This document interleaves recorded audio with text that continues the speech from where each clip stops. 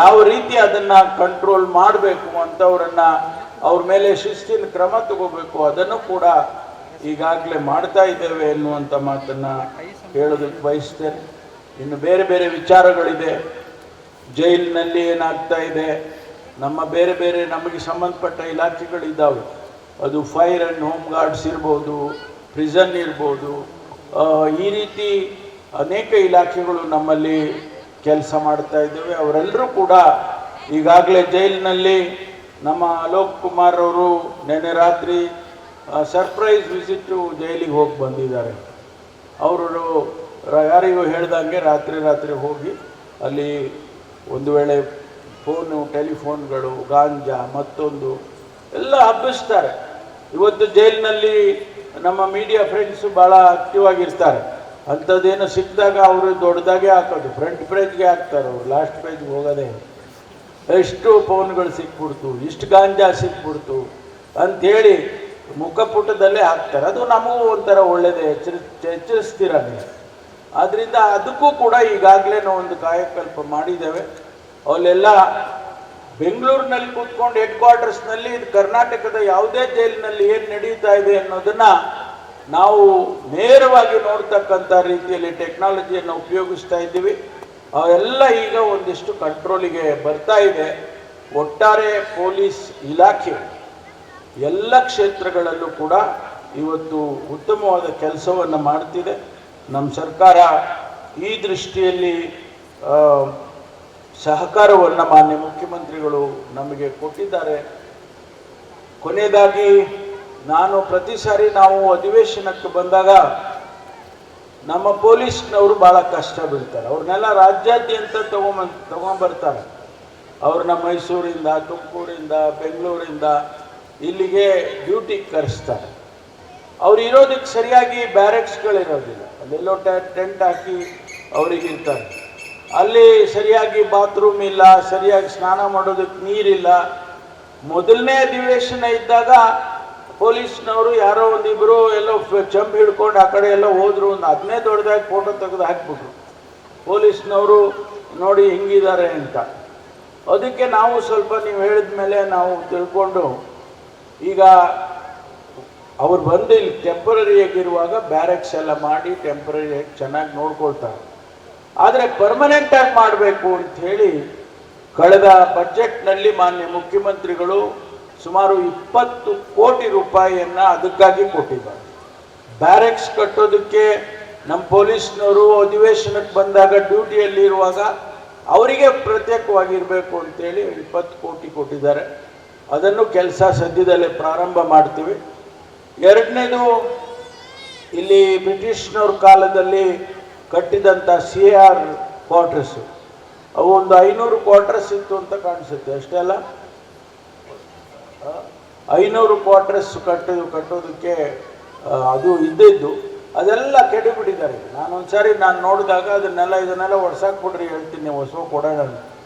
ಈಗ ಅಲ್ಲಿ 500 ಕ್ವಾರ್ಟರ್ಸ್ ಕಟ್ಟೋಷ್ಟು ಜಾಗ ಇದೆ. ಅದಕ್ಕೆ ನಾನು ಈ ವರ್ಷವೇ 100 ಕ್ವಾರ್ಟರ್ಸನ್ನು ಕಟ್ಟೋದಕ್ಕೆ ಹಣ ಕೊಡ್ತೀನಿ ಅಂತ ಹೇಳಿ ಈಗಾಗಲೇ ಹೇಳಿದ್ದೇನೆ.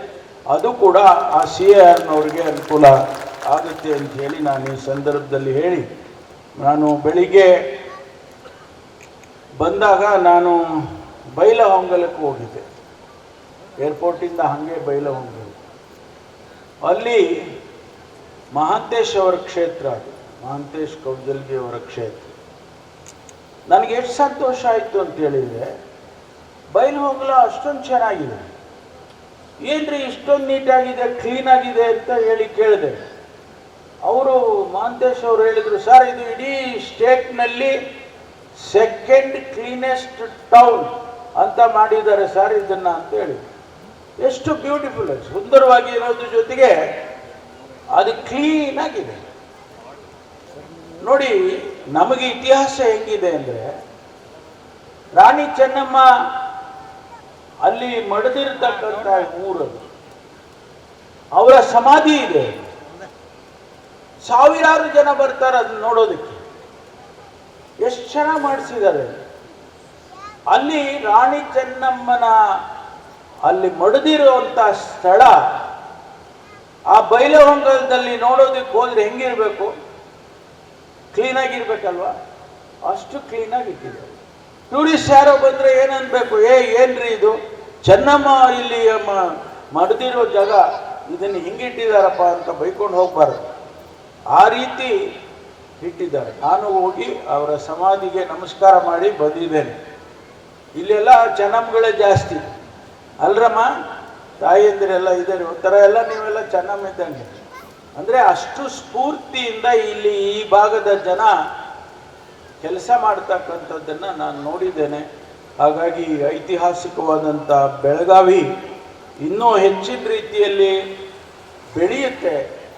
ಈಗಾಗಲೇ ಒಂದು ರೀತಿಯಲ್ಲಿ ಬೆಂಗಳೂರು ಬಿಟ್ಟರೆ ಬೆಳಗಾವಿ, ಅಭಿವೃದ್ಧಿಯ ದೃಷ್ಟಿಯಿಂದ ಬೆಂಗಳೂರನ್ನು ಬಿಟ್ಟರೆ ಬೆಳಗಾವಿ ಅಂತಕ್ಕಂಥ ಮಾತು ಕೂಡ ಬಂದಿದೆ.